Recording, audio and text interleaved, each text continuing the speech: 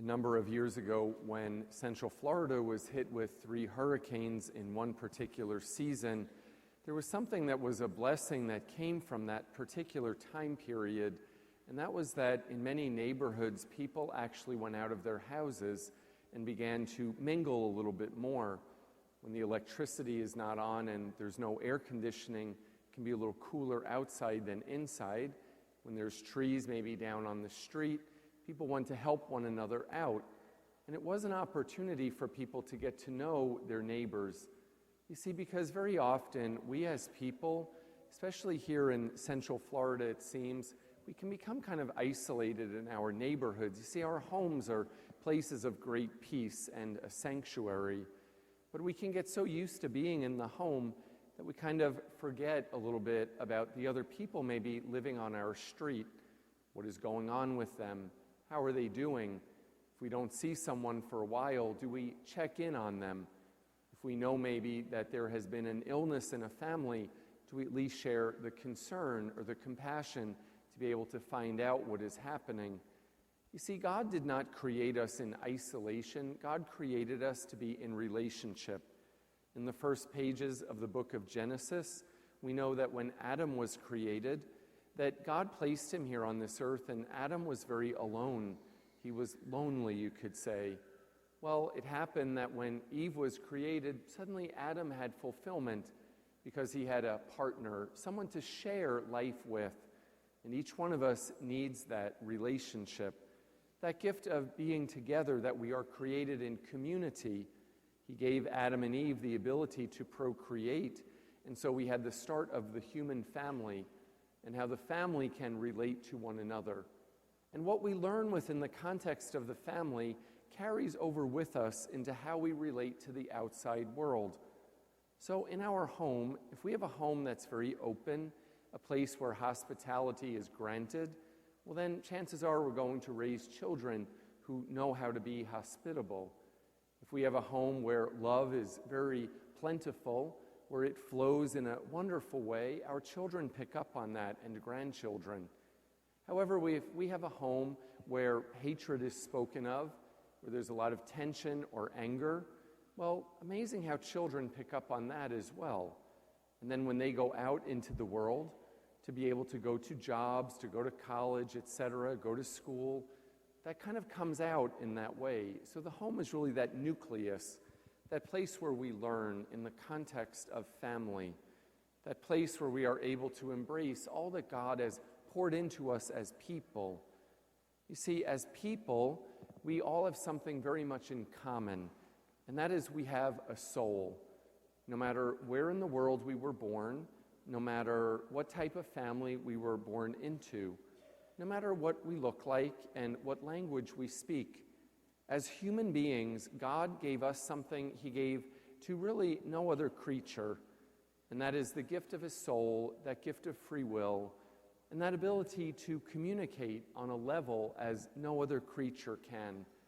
So we are very, very blessed in the fact of how God made us in His incredible imagination. It is really amazing how God has such an imagination that He is able to make each one of us different, but yet very similar. In the gospel reading today, we hear a familiar parable of the Good Samaritan.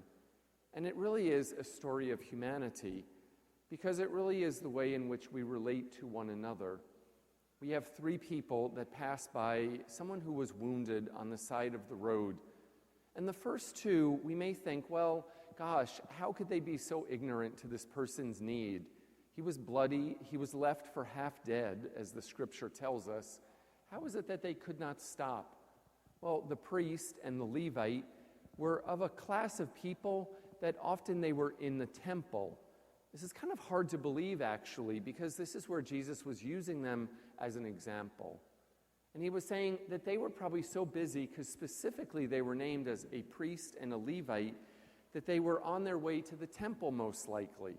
And if they had stopped and touched someone else who was unclean, had they touched someone else's blood, well, they would not have been able to enter in.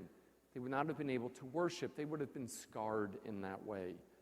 So they did not want to compromise that ability to go worship, in order to help the man who was in need. See, and Jesus said we need a balance between this. So you love not only God, but you also love your neighbor. And he wove these together in a very special way that the people of the Hebrew times, they had not been used to hearing this. And so Jesus said, look, you need to be able to care for one another. And he upholds this Samaritan who was the most unlikely character to stop. But he was the one of really another race.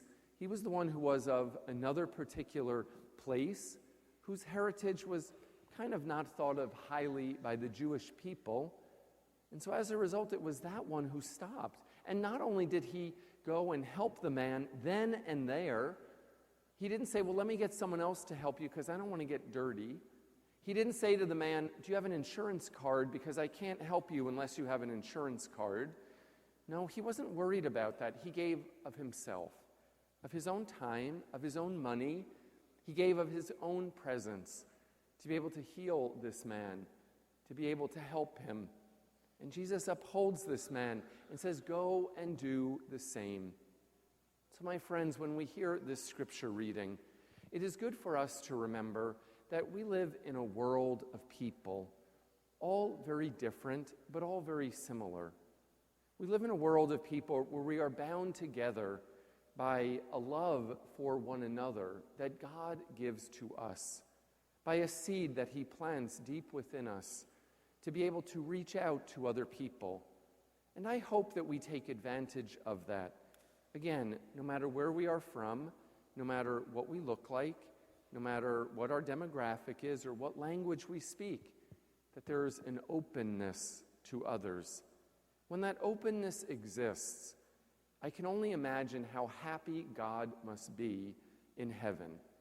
And these are things, again, we learn at home. We learn that kindness within our own household. So young people, children, and teenagers, learn from an early age, I would ask of you, with your siblings, in that context of the family, the way you treat one another is going to be an example and a little bit of a foreshadowing of how you'll probably look and treat people in the future. Even though you may not always like your brothers and sisters, you are called upon to love them. And yes, there are some people in our lives who are not always very lovable. I think we know that. But we are called upon to at least make sure that we can tolerate, to make sure that we can be able to extend God's goodness. It is amazing to me that in this world where business transactions can be accomplished within like a millisecond across the world, that throughout the world people interact at any time during the day. That means in the same way, as the Pope has said, we're living in a globalization of indifference. Well, how about we make it a globalization of sensitivity? That whatever is happening to the people on the other side of the world is something that we also feel, that we also reach out. We are known in our country for incredible generosity.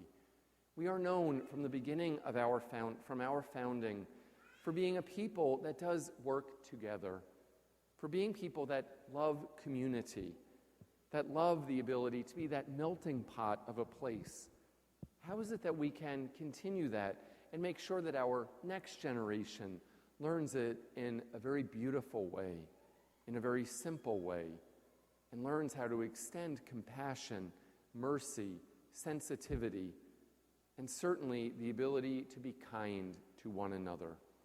If we can remember just 3 things as we go about each and every day, beginning when we start in the parking lot here, leaving and our parking and our manner in which we park, not making sure we don't block someone else in, making sure that we don't take the closest spot to make sure that we can get in quicker, but you never know if the emergency vehicle might not be able to get in or not.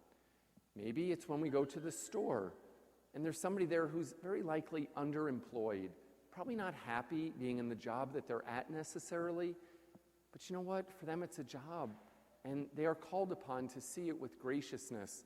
How is it that we treat them, that we smile, that we at least try to be act in a way of giving God's goodness to one another.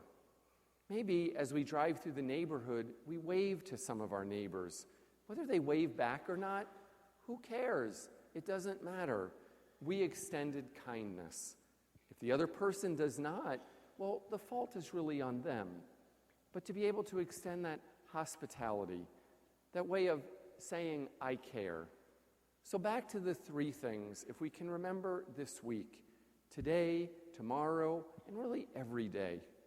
And I hope it's something in our homes that we model. It is just very simple and easy to remember. Very much so, just be kind, and be kind.